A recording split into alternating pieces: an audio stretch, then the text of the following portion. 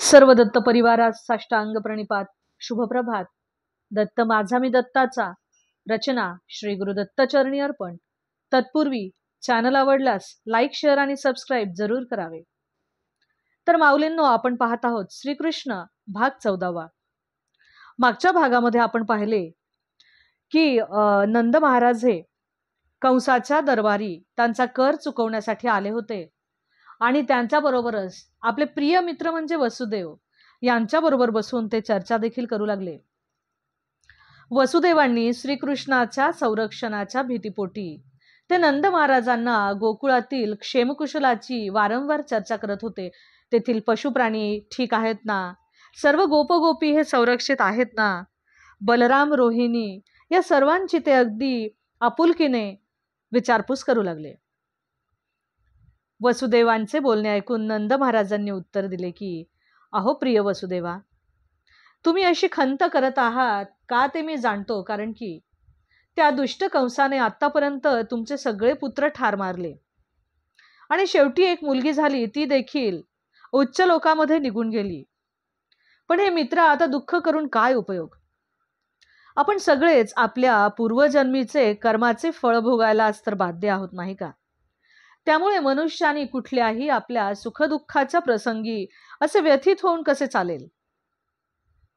अशी त्यांची किती वेळ चर्चा चालू होती. थोड्या वेळानंतर वसुदेव नंद महाराजांना म्हणाले की मित्रा, तुमचे जर सरकारी कर भरून झाले असेल तर आपण त्वरित आपल्या गोकुळामध्ये परत जावे.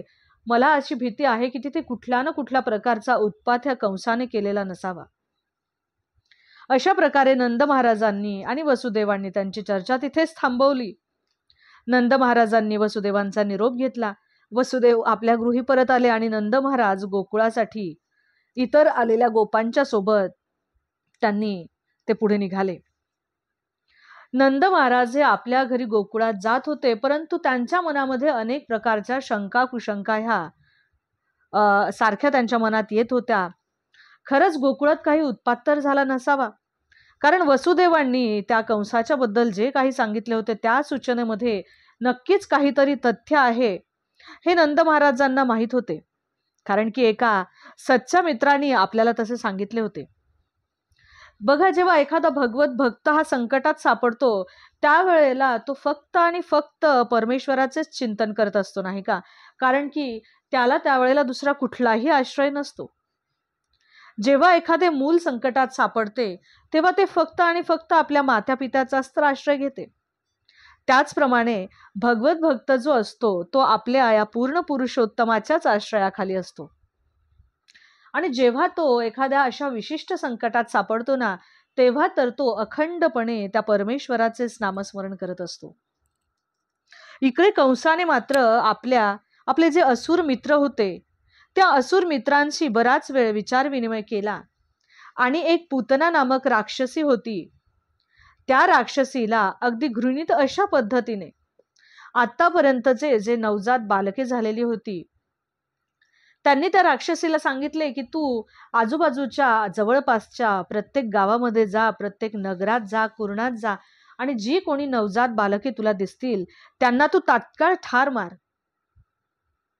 परंतु त्या कंसाला काय माहिती की ज्या ठिकाणी त्या पूर्ण पुरुषोत्तमाच्या मंगल नामाचे श्रवण होते, कीर्तन होते, तिथे असले दुष्ट प्रयोग कधीही कामी येत नाहीत किंवा असले दुष्ट प्रयोगांना कधीही यश येत नाही.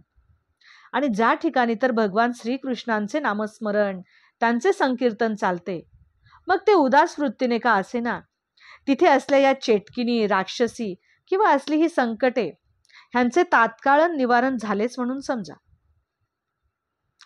तर अशा प्रकारे परंतु नंद महाराजांना या गोष्टीपासून ते अगदी अनभिज्ञ होते की श्रीकृष्ण हे साक्षात विष्णूच आहे, तो भगवंत आहे.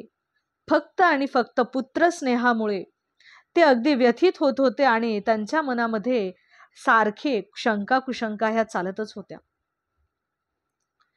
आपण ऐकले आहे की श्रीमद भागवत गीतात सांगितले आहेत की अशा ज्या राक्षसी असतात ह्या राक्षसी आकाश मार्गाने प्रवास करू शकतात किंवा ह्या राक्षसी ज्या आहेत ह्या समूळ उपटलेले जे झाड आहे त्याच्या फांदीवरती बसून त्या एका ठिकाणाहून दुसऱ्या ठिकाणीही जाऊ शकतात अशा राक्षसींना श्रीमद भागवत गीतात खेचरी असे म्हटले आहे.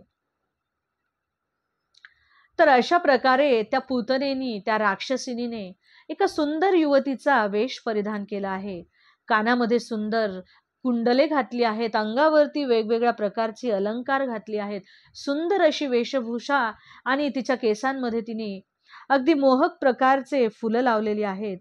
आणि ती त्या गोकुळात तिने प्रवेश केला आहे आणि सर्वांच्याकडे सुंदर असा कटाक्ष टाकत, मोहक हास्य करत, ती सुंदरी एक एक पाऊल उचलत ती एका वेगळ्या सुंदर लयमध्ये तिने नंद महाराजांच्या भवनामध्ये प्रवेश केला.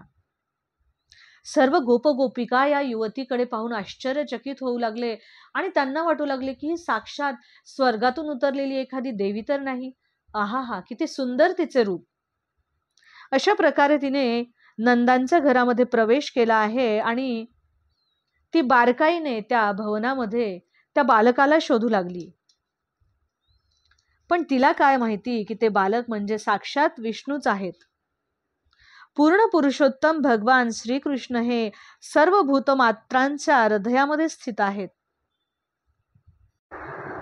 तर अशा या नंद भवनामध्ये ती ज्या बालकाचा शोध घेऊ लागली, ते बालक जरी एका सामान्य लहान मुलाच्या रूपात असले तरी ते काही कमी सामर्थ्यशाली नव्हते. ती नंद महाराजांच्या भवनात आल्यानंतर त्या बालकाला शोधू लागली आणि ते बालक एका शय्येवरती पहुडलेले तिने पाहिले. ती त्या बालकाच्या जवळ गेली आणि त्या बालकाला स्तनपान करायच्या दृष्टीने तिने त्या बालकाला जवळ घेतले. आता बघा, श्रीकृष्णांच्या हातून जो पहिला असुर मारला जाणार होता ती एक स्त्री होती. आणि आपल्या वेदाज्ञेनुसार ब्रह्महत्या, स्त्रीहत्या, गोहत्या किंवा बालहत्या या गोष्टी आपल्या वेदाज्ञेमध्ये निषिद्ध मानल्या जातात. परंतु भगवान परमेश्वराला, भगवान श्रीकृष्णाला त्या राक्षसीला ठार करणे भागच पडणार होते. वैदिक आज्ञेमध्ये तर स्त्री हत्येला विरोध होता, तरीही आता कुठलाही पर्याय भगवंताजवळ उरलेला नव्हता. श्रीकृष्णाने त्या राक्षसीला एक धात्रीच समजले आणि म्हणून जसजशी ती पूतना श्रीकृष्णाच्या जवळ येत होती तसे भगवान श्रीकृष्णांनी आपले नेत्र बंद केले. त्या पूतनेने श्रीकृष्णाला स्तनपान करण्यासाठी जवळ घेतले. भगवान श्रीकृष्णांनी तिला आपल्या स्तनदाती धात्रीप्रमाणेच समजले. आपल्या वेदाज्ञाप्रमाणे 7 प्रकारच्या माता सांगितल्या आहेत. जिने आपल्याला जन्म दिला ती आपली जन्मदात्री, जी आपल्या गुरूंची पत्नी आहे ती गुरुपत्नी, राजाच्या पत्नी म्हणजेच राजपत्नी, ब्राह्मणी, गाय, धात्री आणि धरणी, अशा प्रकारच्या या 7 माता असतात. तर पूतनेने श्रीकृष्णांना मांडीवर घेतले. श्रीकृष्णाने ही आपली एक माताच म्हणून तिचा स्वीकार केला, त्यामुळे त्यांनी आपले नेत्र बंद केले. पण आता त्या स्तनदात्या, त्या धात्रीला आपल्याला ठार मारावेच लागणार होते आणि त्या पूतनेला याचे यत्किंचितही ज्ञान नव्हते की आपण ज्याला मांडीवर घेत आहोत तो आपला काळच ठरणार आहे. आणि त्यावेळेला यशोदा आणि रोहिणी ह्या दोन्हीही माता त्या ठिकाणी उपस्थित होत्या. परंतु त्या दोघीही त्या राक्षसीला, त्या पूतनेला विरोध करू शकल्या नाहीत.